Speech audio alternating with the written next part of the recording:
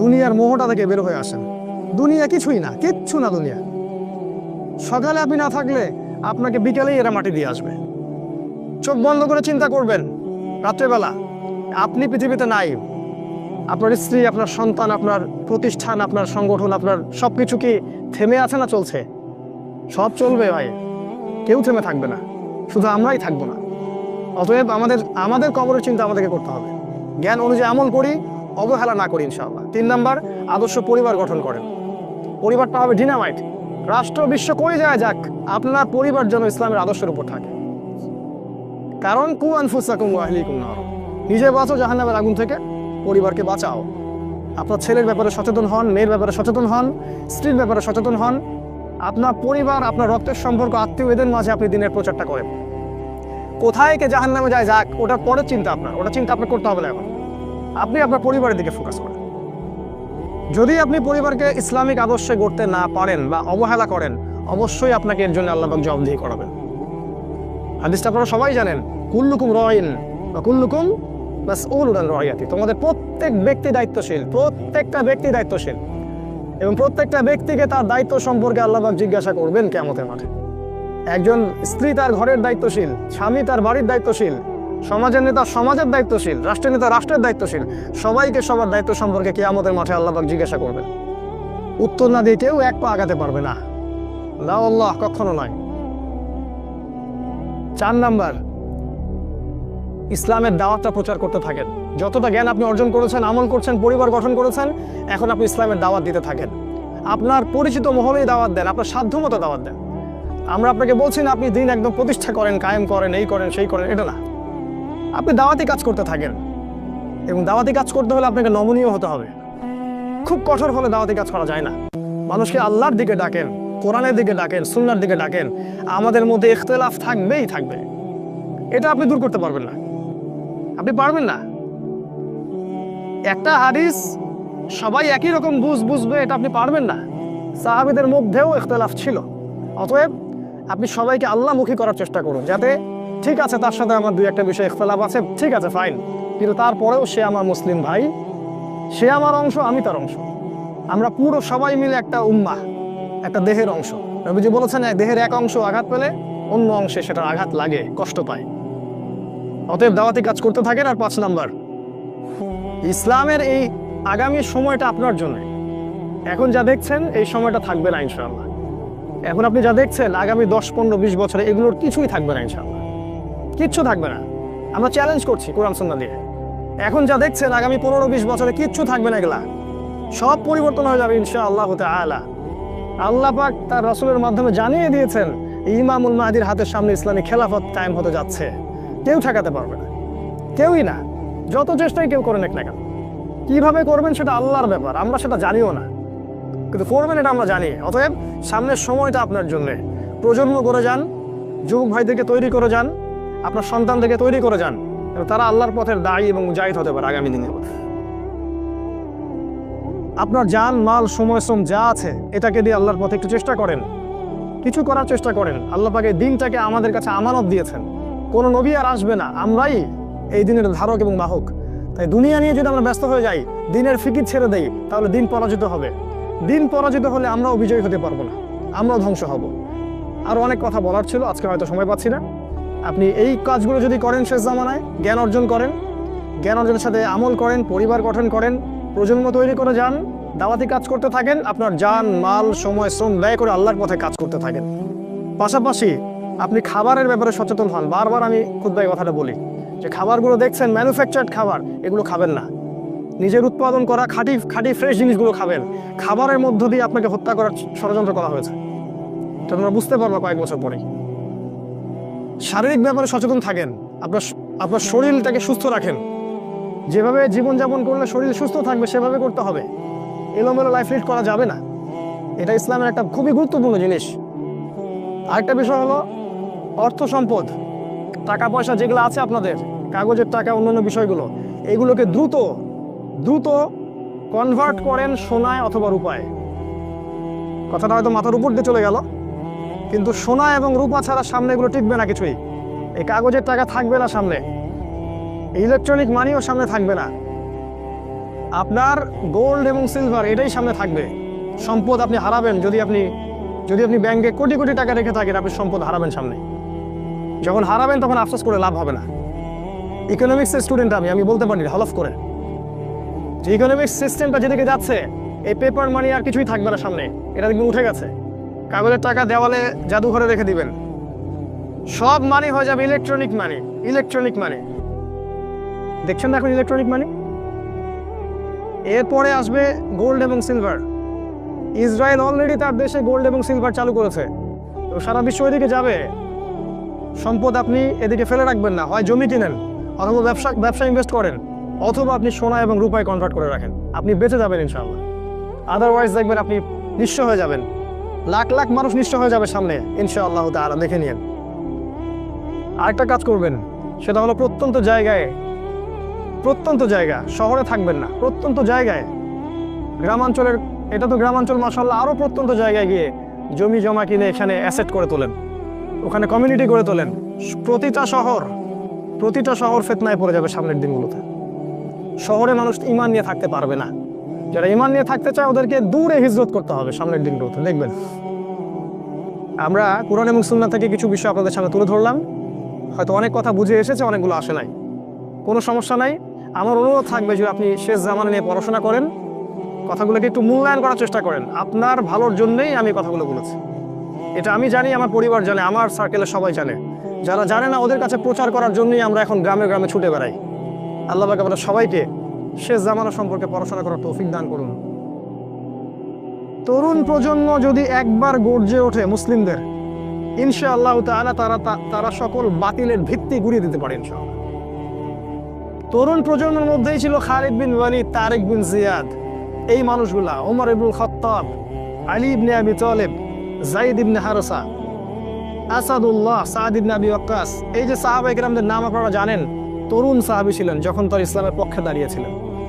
একাই ওমর, সে সারা মক্কাকে পরিবর্তন করে ফেলল। এক হামজার সামনেই 20-30টা মানুষ দাঁড়াতে সাহস পাইত না। একজন তারেক বিন জিয়া, তিনি স্পেন জয় করে ফেললেন মাত্র অল্প কিছু সৈন্য নিয়ে। মোহাম্মদ বিন কাসিম আমাদের এই ভারতীয় উপমহাদেশ জয় করলেন। এখন আপনি মুসলিম হয়ে এখানে বসে আছেন। এই তরুণ প্রজন্মই পারে এই বাতিলের শিকড় উপরে ফেলতে। এই জন্যে মাসিহুদ দাজ্জাল এবং তার অনুসারীরা খুব ভালো করেই জানে যে মুসলিম তরুণ প্রজন্মকে যদি আমরা আটকাতে না পারি তাহলে আমাদের ভবিষ্যৎ খারাপ আছে। এই জন্য সারা বিশ্বে দেখবেন তরুণদেরকে ধ্বংস করার সমস্ত ষড়যন্ত্র চক্রান্ত চলছে। কিভাবে? পয়েন্ট নাম্বার 1, প্রথমত ইহুদি এবং খ্রিস্টান এই সভ্যতা আপনার সাথে যা করেছে তা হচ্ছে আপনাকে আপনার জীবনের উদ্দেশ্য থেকে তারা সরিয়ে দিয়েছে। এটা 1 নাম্বার কাজ তারা করেছে। আল্লাহ পাক কোরআনে বলেছিলেন, ওমা খালাকতুল জিন্না ওয়াল ইনসা ইল্লা লিয়াবুদুন, আমি মানুষ এবং জিনকে শুধুমাত্র আমার ইবাদত করার জন্যই সৃষ্টি করেছি। তারা আপনাকে এই উদ্দেশ্য থেকে সরিয়ে দিয়েছে। এখনকার যুবক শ্রেণী আল্লাহর জন্য বাঁচে না, আল্লাহর জন্য মরে না। নো, এখনকার যুবক শ্রেণী টাকার জন্য বাঁচে, পদের জন্য বাঁচে, চাকরির জন্য বাঁচে, একটা মেয়ের জন্য বাঁচে। এখনকার যুবক শ্রেণী আল্লাহর জন্য বাঁচে না। ইল্লা মাশাআল্লাহ, অল্প কিছু ভাই আছে জানি, তাদের কথা আলাদা। এটা প্রথম কাজ সেটা করেছে, আপনাকে আপনার জীবনের উদ্দেশ্য থেকে সরিয়ে দিয়েছে। আমি 100% নিশ্চিতভাবে বলতে পারি, আপনি যে যুবককে জিজ্ঞাসা করবেন যে বাবা তোমার জীবনের উদ্দেশ্য কি, কেউই বলবে না আমার জীবনের উদ্দেশ্য জান্নাত। চ্যালেঞ্জ করলাম, আমি জিজ্ঞাসা করে দেখেন, কোনো যুবক বলবে না আমার জীবনের উদ্দেশ্য জান্নাত, বলবে না। তার জীবনের উদ্দেশ্য চাকরি, অথবা একটা অ্যাফেয়ার, অথবা পলিটিক্যাল পাওয়ার, অথবা স্ট্যাটাস, অথবা জমি বাড়ি, অথবা গাড়ি। কারণ সমাজ এবং পরিবার তাকে এটাই শিক্ষা দিয়েছে, নিজের পায়ে দাঁড়াতে হবে বাবা তোমাকে। তো প্রথম যে কাজটা তারা করেছে সেটা হলো তারা আপনাকে আপনার জীবনের উদ্দেশ্য থেকে সরিয়ে দিয়েছে। 2 নাম্বার কাজ তারা যেটা করেছে সেটা হলো যে আপনার শারীরিক শক্তিটাকে তারা নষ্ট করেছে। প্রথমত, এখনকার যুবকদের শারীরিক শক্তি আর আমাদের চাচাদের শারীরিক শক্তির মধ্যে আকাশ পাতাল পার্থক্য আছে। এখানকার কোনো চাচার সাথে লড়াই করার ক্ষমতা তোমাদের নাই। তোমরা 3 জন মিলে একজন চাচার সাথে পারবা না ইনশাআল্লাহ, আমি বিশ্বাস করি এটা। আমার একজন আত্মীয় যিনি একটা প্রশাসনিক পদে আছেন, হার্ট স্ট্রোক করেছিলেন, আমি দেখতে গিয়েছিলাম। তিনি একসময় বাংলাদেশের পক্ষে অস্ত্র ধরেছিলেন। যখন একটা সীমান্তে লড়াই হয়েছিল বাংলাদেশের সাথে অন্য একটা নাফ নদীর ওখানে, তিনি বিডিআর ছিলেন, যেটাকে আমরা বিডিআর বলি। আমি যখন তাকে দেখতে গিয়েছি, আমি বলেছিলাম যে না আপনি তো দুর্বল হয়ে যাচ্ছেন। তিনি আমাকে বলেছিলেন যে তুমি এখনো আমার সাথে পারবে না, তুমি এখনো আমার সাথে পারবে না। আগেকার মানুষদের যে শক্তি, ফিজিক্যাল স্ট্রেংথ, এটা তোমাদের মধ্যে নাই। তোমরা কি বুঝতে পারো? এটা ওরা করেছে। কিভাবে জানো? তোমাদের জীবনযাত্রার রুটিনটা তারা চেঞ্জ করে দিয়েছে। তোমরা এখন ঘুমাও 12টা, 1টা, 2টা, 3টায়, আর ওঠো ওই যে 10টা, 11টা, 12টায়। তোমরা আর রসুলের সুন্নাহ অনুযায়ী চলো না। আমাদের চাচারা ঘুমাতেন 9টায়, ওই যে ভোর 4টায় উঠতেন, তাহাজ্জুদ পড়তেন, তারপরে নামাজ পড়তেন, মাঠে কাজ করতে যাইতেন। তাদের যে ফিজিক্যাল স্ট্রেংথ, যেটা তোমাদের মধ্যে নাই। যদি আবারও মুক্তিযুদ্ধ হয়, তোমরা কিছুই করতে পারবে না দেশের জন্য। ওটা পেঁচার পরে লাভ নাই। সোনার প্রজন্ম তৈরি করতেছে, এগুলো বোগাস কথাবার্তা। বিশ্বাস না হয় একটা মাঠে 10 পাক রাউন্ড দেওয়ান না সবাইকে। একটা মাঠে নিয়ে যান, 10 পাক দৌড়াতে লাগা দেন, দেখেন কয়জন দৌড়াতে পারে। তোমাদের শারীরিক শক্তি ওরা নষ্ট করে দিয়েছে। এটা একটা, তোমাদের রুটিনটা ওরা চেঞ্জ করেছে। তোমাদের হাতে ধরিয়ে দিয়েছে smartphone, laptop, internet, Facebooking, YouTubing, সারা দিন সারা রাত ওই মোবাইলের পিছনেই বসে আছে। আমি শহরের ছেলে তো, আমি তো আরো ভালো জানি আপনাদের চাইতে। রাস্তায় হাঁটি, মাথা উপরে তুলে হাঁটে না, মাথা নিচের দিকে তুলেই হাঁটে। কার সাথে ধাক্কা লাগছে, কার সাথে কি হচ্ছে টেরই পায় না। শারীরিক শক্তি তোমাদের নষ্ট করেছে। আর আরেকটা কাজ তারা করেছে, আমরা যে খাবার খাই সেই প্রত্যেকটা খাবারের মধ্যে তারা এমন কিছু পয়জন ঢুকিয়ে দিয়েছে, যার মধ্য দিয়ে এমন জটিল জটিল রোগ ব্যাধির সৃষ্টি হচ্ছে, যেটা আগের 50-100 বছর আগে ছিল না। বিশ্বাস না হলে আপনি চেক করে দেখেন। এখন যত খাবার তোমরা খাও, বাইরের খাবার, ম্যানুফ্যাকচার্ড খাবার, এই প্রতিটা খাবার তোমাদের শরীরের জন্য ক্ষতিকর। যা খাচ্ছ বাইরের ম্যানুফ্যাকচার্ড, এই যে ড্রিঙ্কসগুলো খাচ্ছ, এই যে ফুডগুলো খাচ্ছ, ফাস্ট ফুড খাচ্ছ, এই যে হোটেলগুলোতে খাচ্ছ, হাইজেনিক কোনো খাবারই তোমরা খাচ্ছ না। অথচ আমাদের এই চাচাদের দিকে তাকিয়ে দেখো, তারা সব দেশি জিনিসপত্র খেয়ে খেয়ে বড় হয়েছেন। ওই সময় ফ্রেশ বাতাস, ফ্রেশ খাবার, এখনো তারা স্ট্রং। আর তোমার এই 30 বছর বয়সে, আমার এই 30-25 বছর বয়সে আমরা ওটা করতে পারছি না। এটা এমনি এমনি হয়নি, এটা ওদের চক্রান্ত ছিল, যাতে করে মুসলিম উম্মার তরুণ প্রজন্মকে তারা ধ্বংস করতে পারে। মুসলিম উম্মার তরুণ প্রজন্ম সেই জাজবা রাখে না। 1 নাম্বার তোমাদের জীবনের উদ্দেশ্য থেকে সরিয়েছে, 2 নাম্বার তোমাদের খাবারের অভ্যাস চেঞ্জ করেছে, 3 নাম্বার তোমাদের এই শারীরিক সক্ষমতা নষ্ট করেছে, 4 নাম্বার তোমাদের শিক্ষা ব্যবস্থাকে সে ধ্বংস করেছে। কথাটা ভালো করে শোনো, তোমাদের শিক্ষা ব্যবস্থাকে তারা ধ্বংস করেছে। কিভাবে?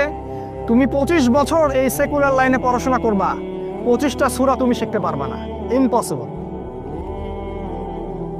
তুমি 25 বছর এদিকে পড়াশোনা করেছো, কিন্তু 25টা হাদিস তোমার জানা নাই, 25 জন সাহাবীর নাম তুমি বলতে পারবে না। তুমি রাসূলুল্লাহ সাল্লাল্লাহু আলাইহি ওয়াসাল্লামের জীবনী কখনো পড়ে দেখো নাই, ছুঁয়েও দেখো নাই, তার স্ত্রীদের নাম তোমার জানা নাই, 10 জন জান্নাতি সুসংবাদপ্রাপ্ত সাহাবীর নাম তোমার জানা নাই। কিন্তু তুমি এদিকে science, arts, commerce, physics, chemistry, biology, হাবি জাবি সব পড়ে শেষ করেছো, ইসলামের বেসিক নলেজ তুমি অর্জন করো নাই। এটা ওদের চক্রান্ত ছিল, শিক্ষা ব্যবস্থা দিয়ে তোমাদেরকে ইসলাম থেকে সরিয়ে দেয়া, এবং তারা সেখানে 100% সফল।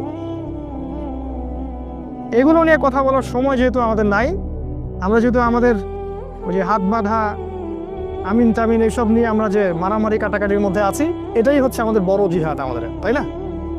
এই জায়গায় কাজ করা উচিত ছিল। পক্ষান্তরে যারা মাদ্রাসায় পড়ছি আমরা, অত্যন্ত দুঃখজনক যে মাদ্রাসায় পড়ার পরেও আমরা সাম্প্রদায়িক হয়ে যাচ্ছি কেন জানি। নিজের বুঝ, নিজের দল, নিজের মাযহাব, নিজের তরিকার বাইরে আমরা আর চিন্তা করতে পারছি না। ইসলাম যে একটা প্রশস্ত সাগর, এখানে যে কত কি আছে এটা আমাদের জানা হচ্ছে না। একই সাথে কোরআন সুন্নাহ হাতে থাকার পরেও আমরা বিশ্বকে চ্যালেঞ্জ করতে পারছি না। আল্লাহ পাক বলেছেন, কোরআন আমি তোমার উপর নাজিল করেছি তিবিয়ানান লিকুল্লি শাই, এটা প্রত্যেকটা বিষয়ের ব্যাখ্যা। কিন্তু কোরআন থেকে আমরা পৃথিবীর সবকিছু এখন ব্যাখ্যা করতে পারি না। কোরআন দিয়ে আমরা অর্থনীতি ব্যাখ্যা করতে পারি না, আমরা রাজনীতি ব্যাখ্যা করতে পারি না, আমরা শেষ জামানাকে ব্যাখ্যা করতে পারি না। কিন্তু কোরআন আমাদের হাতে আছে, ঘরে আছে। মাদ্রাসায় পড়ছি, কিন্তু মাদ্রাসায় পড়ে ইংরেজি জানছি না, আইসিটি জানছি না, বিশ্ব সম্পর্কে জানছি না, অর্থনীতি জানছি না, এমনকি ইসলামের ইতিহাসও জানছি না। তাহলে এখানেও কিছু সমস্যা থেকে গেছে। এটা দ্বিমুখী শিক্ষা ব্যবস্থা চলছে, এটার একমুখীকরণ প্রয়োজন ছিল, যেটা হয়নি বিগত 50, 60, 70 বছরে। আর আগামী তো অল্প সময় বাকি আছে, এখন এটার জন্য আর চেষ্টা করেও কোনো লাভ হবে আমার মনে হয় না। আল্লাহু আ'লাম বিস-সাওয়াব।